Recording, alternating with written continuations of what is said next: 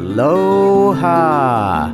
You are listening to Inside the Desert Oasis Room, episode number 237. This podcast is brought to you by Deadhead Rum, fine single blended rums made with sugarcane sourced from the jungles of Chiapas. Master blended by 43-year rum veteran Jorge Perez, the most decorated master blender in all of Mexico.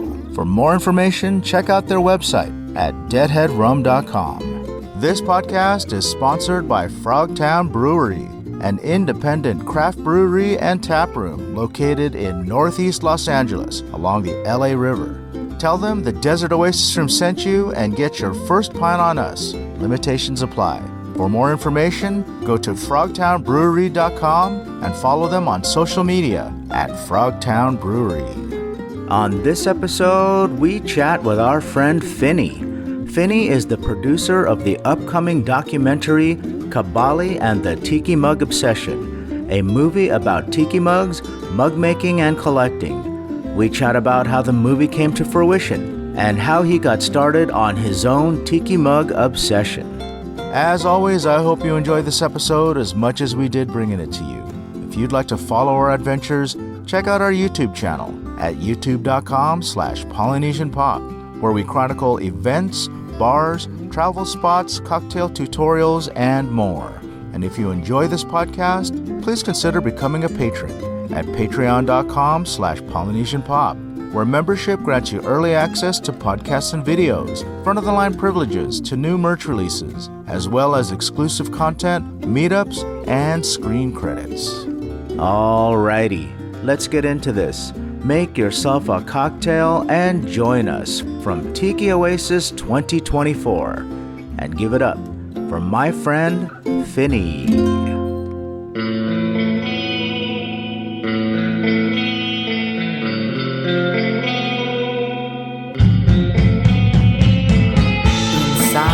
Desert Oasis Room.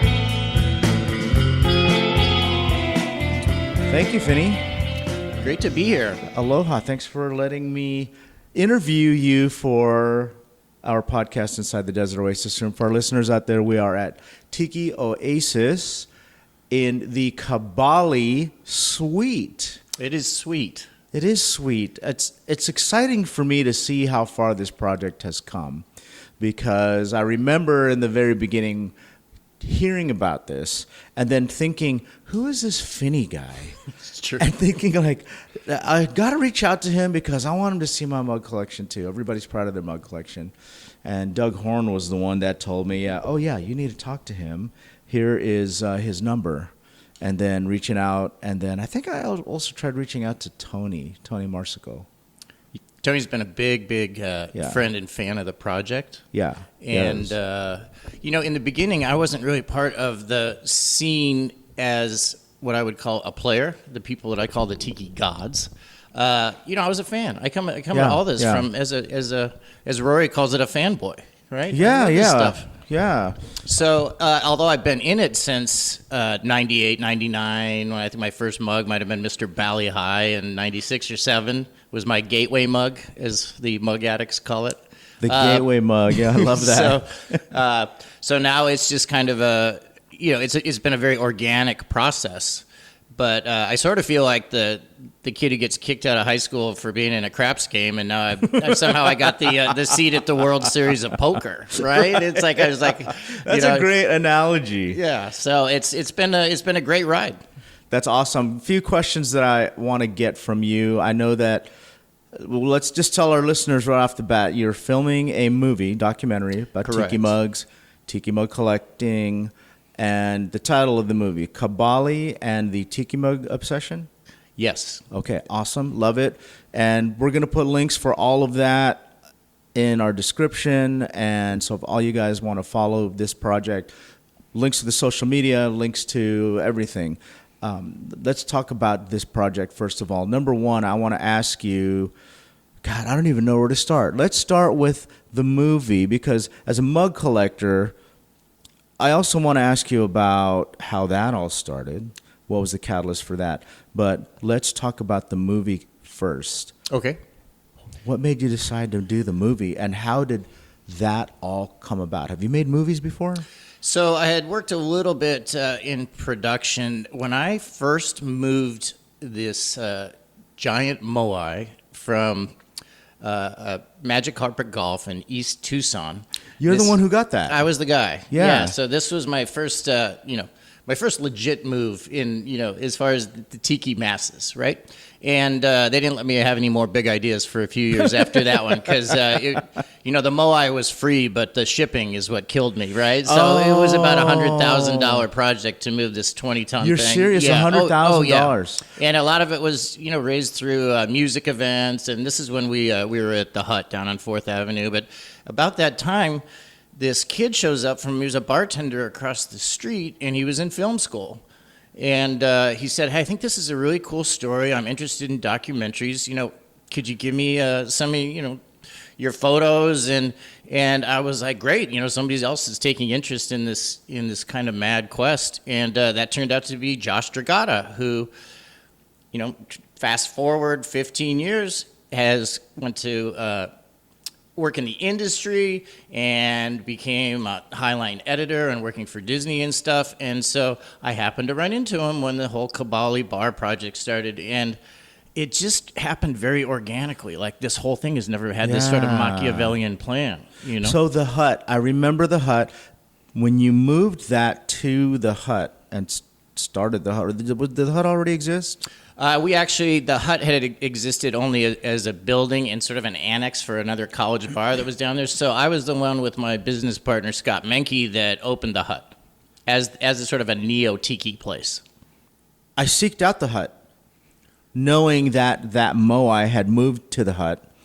And I have selfies of that when it first was there, when you first had it installed. It was actually earlier in the day.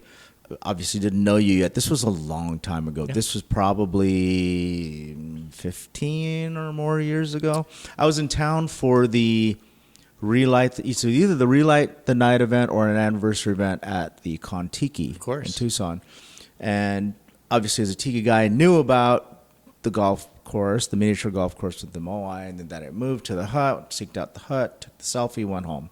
Never knew in my wildest dreams that I was going to meet the guy who did that. Yeah, that was a great chapter, and the first time I think I started to meet people from outside of Arizona.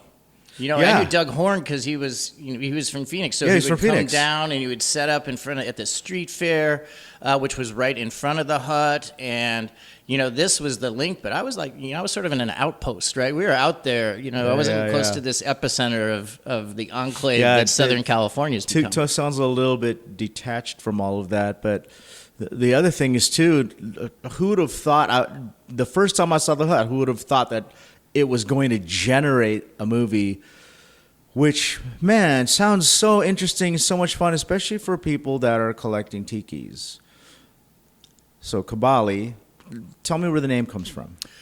Yeah, so that's an interesting one. We had a space where I wanted to put this, and originally the concept was to do a private room, and as the idea kept evolving and we sort of followed it and some more craftsmen and artists got involved, I was like, this could actually be something a little more than just a private room. Like it could be, I felt like the public, there was, I felt the tiki people, that we needed something else. And I'm a big old-time fan of Con Tiki, But Tucson was big enough and it was growing. So I just didn't want a lot of people showing up and finding out that it was rented out or whatever. So I was looking for names or whatever, and I decided that I really wanted to do a tiki speakeasy.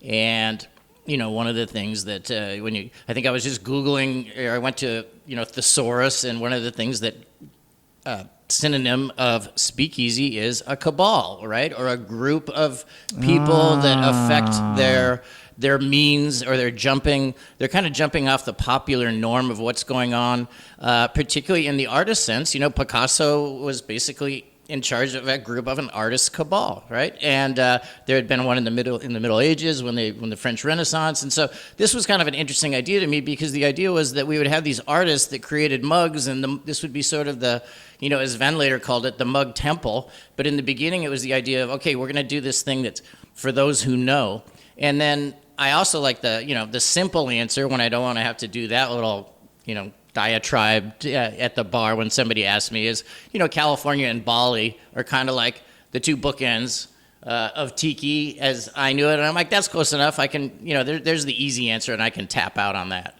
Yeah. So, okay, that's interesting because someone did ask me, what does Kabali mean? I didn't know the answer to that.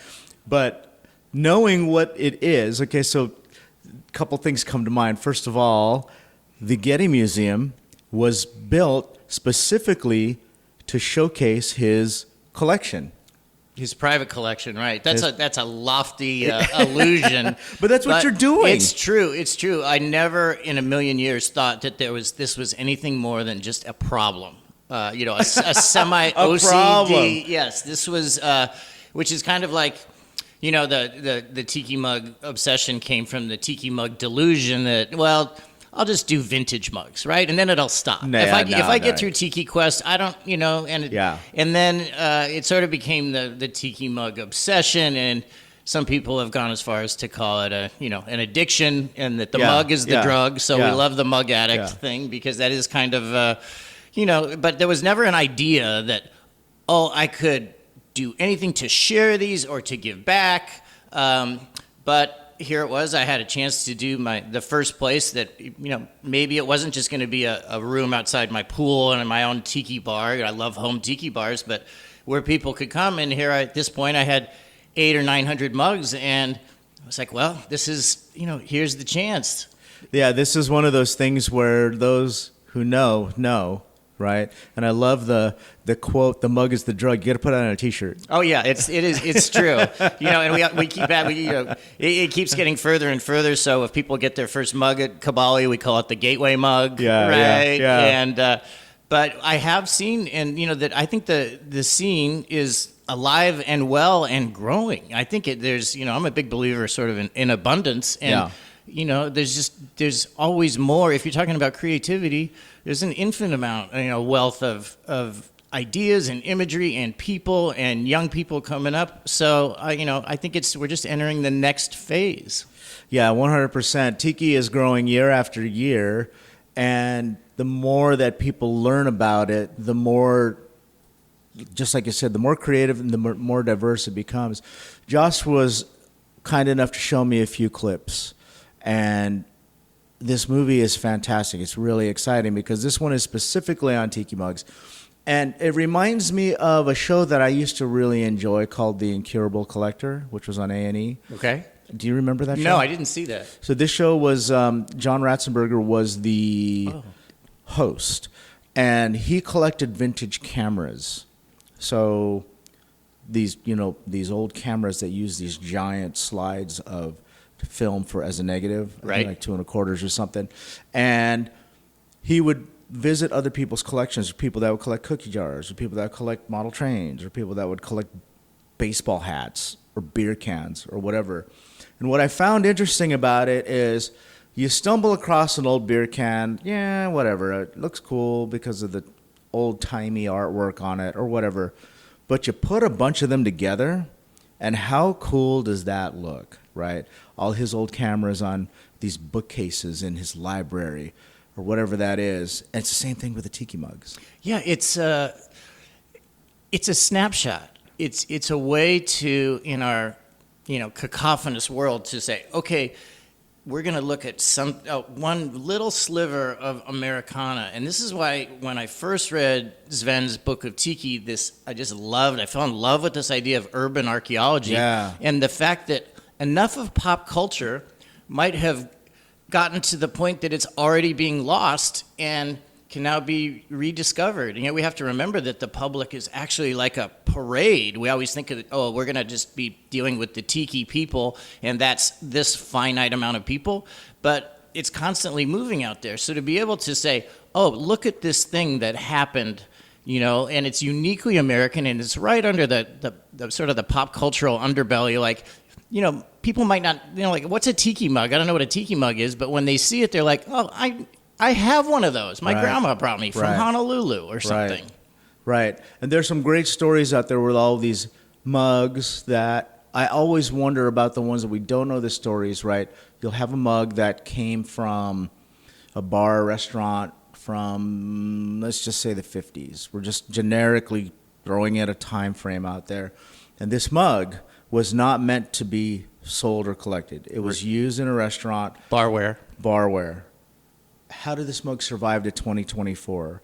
This mug is something that was in and out of a dishwasher, in and out of on top of the bar, on top of a dining room table.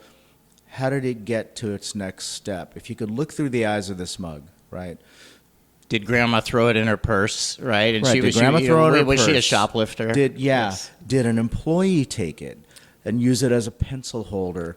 And then where did it go from there? And how long did it sit in a cabinet? 2 decades, 3 decades, sitting there in the dark, only getting an occasional glimpse of light when they opened the cabinet door to grab a dish or something. Exactly. And over the years, right, the life that this mug has led, I've thought about this as a mug collector, right?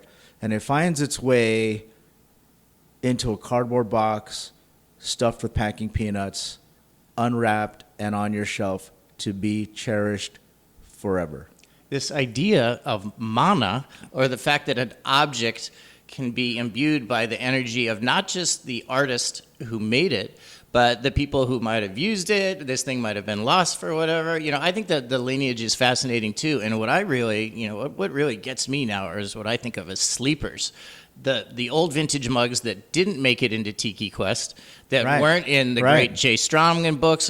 So when I find myself on eBay now, which was always my way as kind of the link to the outside world from Sleepy Tucson, the Tiki world, I look for the ones, and this was a big thing that Tiki Rob and I shared, was we would look for these ones that didn't really have any documentation. These are the Egyptian tombs that have yet to be uncovered, right? These are the Sakkaras of today, right? Yeah. So, of course, I go after my favorite big rock star artists, what I call the Tiki gods, but I also like, putting in strange search terms or misspelled things, or looking at the visage of a particular mug and trying to what is its lineage? It looks like it might have been this guy. And so there's still, there's this natural tendency to think that everything is known all the time. But it's not.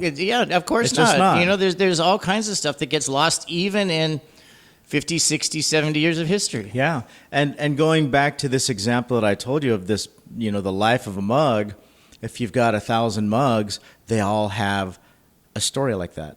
Yeah, somebody had it. Somebody held it. Even my mug collection sat for 12 or 13 years in a gated, outdoor. It was covered, but in an area where it was just covered with dust and pack rats. Out in the desert in Arizona. Yeah. And even when I unpacked my own collection, I was, I forgot it. But this is cool. Look at that. I love that. Oh shit! How much did I pay for that? I love that. So. But I had a friend that purchased a vintage mug, a rare vintage mug, and it got broken in shipping.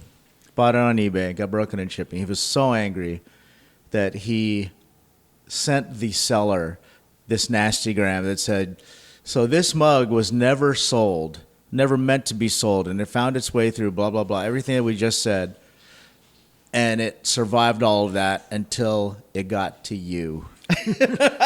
Mug killer. It's so devastating afterwards when you think about that because, oh yeah, it lasted decades, 50 years, 60 years, 70 years, right? We're 2024. If this thing came from the 50s, it lasted for 70 years until it came to this lazy seller who just didn't want to pack it properly. What a shame for the history and legacy and story of that mug. I like to think in 500 years somebody will be like, this is a shard from the Francoma T3 war god, just like we find in Etruscan pot, right? And they'll be doing backflips because they're like, look, this is from 1950, right?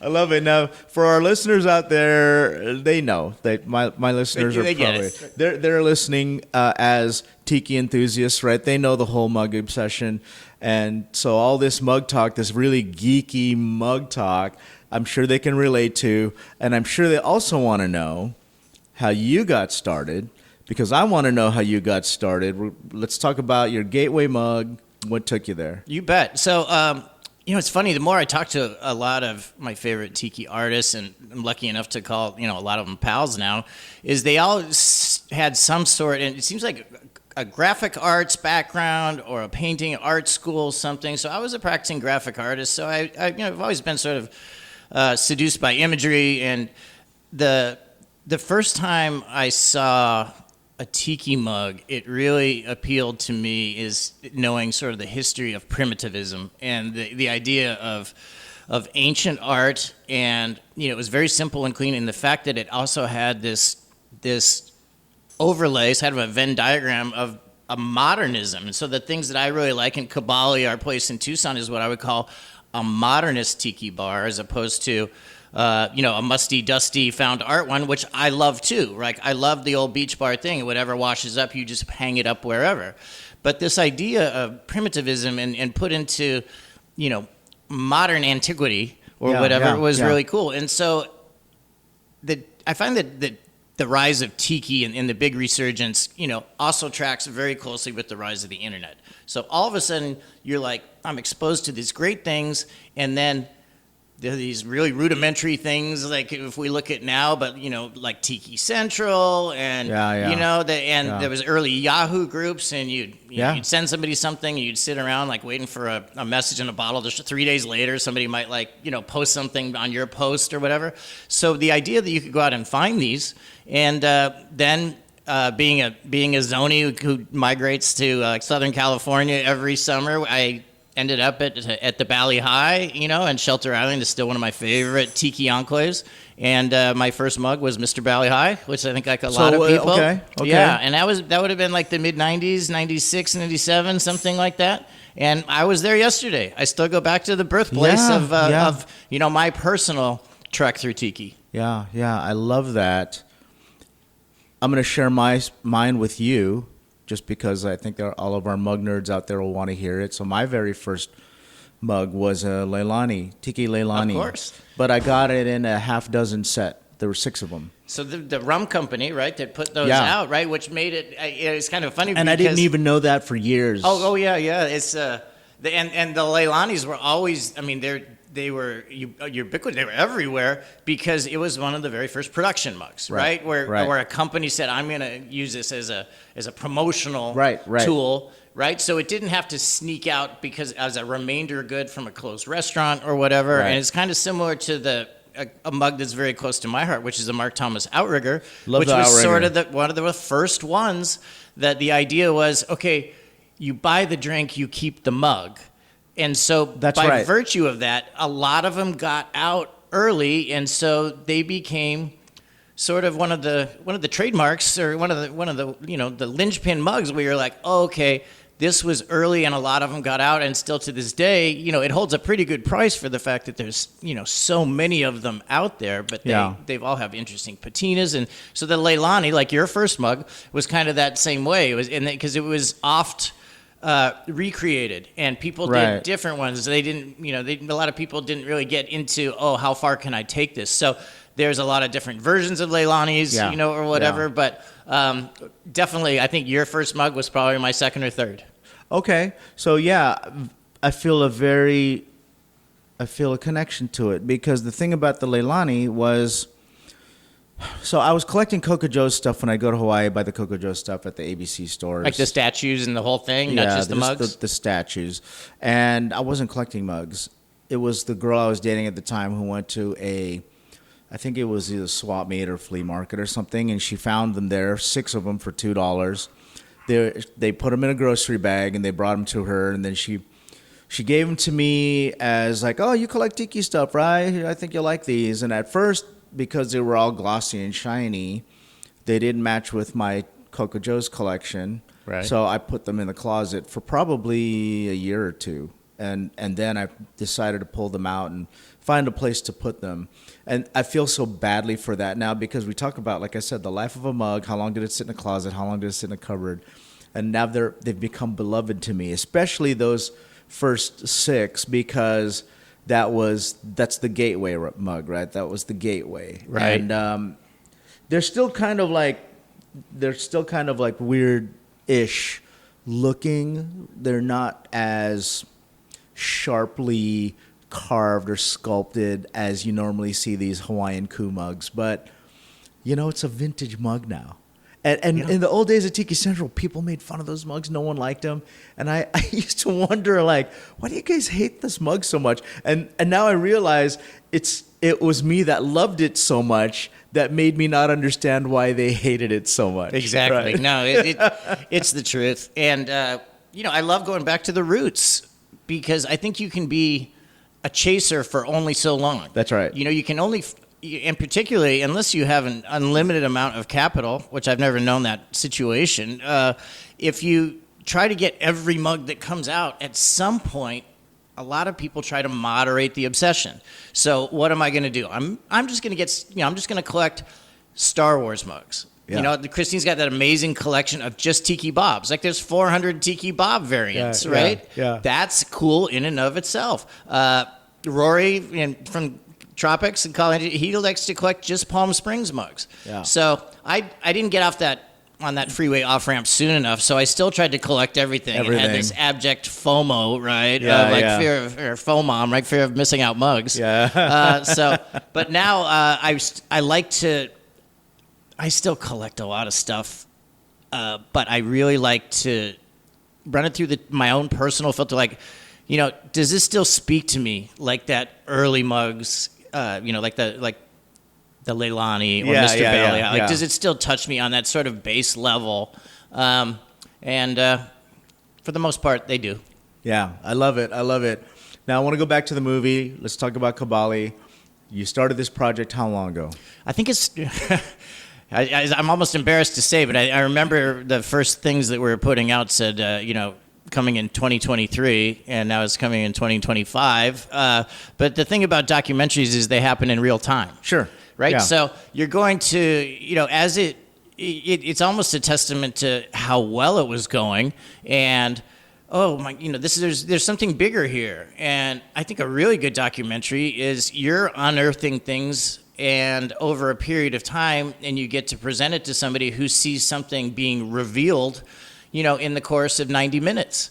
So that's going to take a long time. And if you're really trying to put something together, this was sort of my first foray, it was my first solo production effort, and I only really had one story to tell that was mine, and that sort of merged with a lot of the people that came close to the project, the artists, and it sort of collided with real life humanity in the form of Tiki Rob when he became such a close thing. And it was like, so here we have something that might be sort of this fluff subject that, you hope you want to entertain and educate and not bore people who are not in Tiki. And then when it collides with sort of humanity, and so I sort of didn't really know where it was going to go or how long it was going to go on, but it's like any great project, and that I think I have a line in the film is that nobody would do anything if they knew what they were getting themselves into. Right. Very, very wise words. The project itself is at what point now? I'm excited to see it. I know other people are excited. You said 2025. We still have some pieces to fill in there? Very few. We have one more artist that... one, possibly two. I was amazed. It's sort of that obsessive completist thing. I wanted to collect every artist for the film, right? Yeah. And Tiki was in this situation where it was great because it was big enough, I thought, to be notable, but at the same time, the people were still approachable. Like I could call these people on the phone, right? They weren't some untouchable, insular celebrity, right? So, but right now I think we have about 50 of the 90 minutes edited. We have hundreds of hours of footage that, to the point that they call it killing babies, we're already throwing out stuff that I wanted to do, right? But the Tiki is such a large and unwieldy subject. I mean, you could do miniseries after miniseries on it. So using the mugs as a construct or like a boundary was a way to tell the story of not just the mugs, but of Tiki to the general interest viewer, right? And sort of keep it in bounds and not have it go too far in one direction, or the other. So I think we just have, we're going to interview Danny Tiki Diablo tomorrow in LA, and we got some great pickups, just stuff and some coverage, what we call B-roll here at Tiki Oasis. And it's my first time throwing a big suite party here, and it's just getting like paid to work, right? Or to play. I mean, sorry, it's like this is not work to me. This is like getting paid to play, right? Paid to play. You Yeah, know? yeah. It's super fun now because we do have something that we can now kind of mold and craft and use the art. You know, this whole thing has just been about these craftsmen, these people that I worked with. Like I can't. There's just no way to explain that this is a collaboration of tiki artists, of cinema people. You know, these are all industry people. Yeah. A lot of them love the project, so they're not getting paid near what they should from the ground up. And I'm just sort of lucky enough to be, I don't know, maybe the conductor or the guy with the original idea, but I can't play cello like this guy or harp like this guy. They're amazing people on both the film and the building of the bar, which I felt really had to deliver on an aesthetic level every bit as 100%. much. Well, we're all excited to see the film, and you know, if there's anything I can do, you let me know. We'll put this all on our social media. We'll put this, I'll do YouTubes with you or whatever it is that you need to help get the word out there and get people to see what you guys are trying to do. I'm happy to be part of that. Well, so please let me know. I really appreciate, like, you know, I go through all your old casts and I listen because, you know, I'm one of those guys out there, like one of the tribe. Yeah. So I want to leave you with a mug. That's so exciting. Yeah, because I'm still an enabler, right? So I love that enabler. Yeah. I'm still getting high. Oh, wow. I'm still getting high on my own supply. So based on the Mark Thomas right? Outrigger. The Mark Thomas Outrigger. And this one, you know, it's surprising how many people this mug touched in its original form. So it was Tiki Rob's idea, actually, to just do the Mark Thomas Outrigger because we had built this 9-foot statue behind the bar at Kabali with and the tentacles are meant to signify the obsessive collectors, you know, where we got to get them all right. Yeah. And so, but my favorite thing about the Mark Thomas Outrigger is when we were interviewing Jay Strongman, who's, you know, it was a great book, 2010, on Tiki Mugs, right, called Artifacts of Polynesian Pop, said it was the first mug that he had ever seen. And he was like one of the first traveling DJs and a totally worldly, super fun guy. But he was at a flea market in Los Angeles, and he came across this thing, and he didn't know about tiki mugs or tiki bars. And the first thing he saw was the Mark Thomas Outrigger. Yeah. And he said in his wonderful, like, Australian accent, he's like, I wasn't sure if it was from the past or the future. And I was like, that's what I love about it. You know, it's kind of like got this Eric Von Daniken Chariots of the Gods thing. Like, is this really old or is this totally new? There's something I don't know about, right? And because it does have a lot of primitive elements, but it also has some things in a very simple modernist design that doesn't have oceanic facets to it, right? Yeah. So that's why I glommed onto it.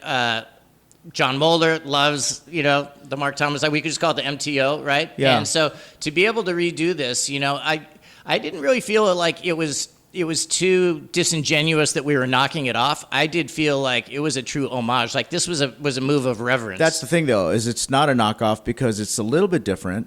So it is an homage. It's a tribute mug, but it's done very well. It's done accurately, so it's not done in an insulting manner. Right. And I do have to give credit to Holden, who, like, he was over in China and actually talking to this turned out to be the open edition is a Tiki Farm mug, so it's a production mug.